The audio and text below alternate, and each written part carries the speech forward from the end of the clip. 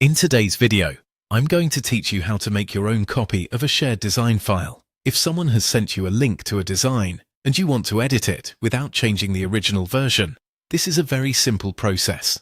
Making a copy gives you your own separate version of the design, so you can customize it freely and work at your own pace. To begin, open the design link you were given. Once you click on it, the design should load on your screen. Give it a moment if needed, especially if the file is large or your internet connection is a little slow. Before moving on, make sure the design is fully open so you can access the menu options properly. When the design is open, look to the upper left corner of the screen and click on File. This menu contains several options related to managing the design, and the one you need is the option to create a personal duplicate of the file. After clicking File, select Make a Copy. As soon as you do that, the platform will generate a new version of the design for you.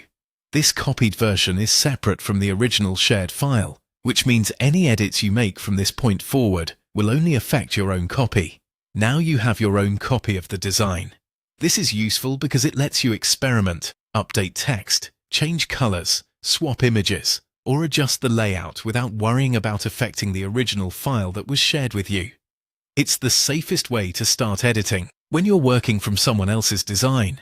If the option takes a moment to process, that's normal.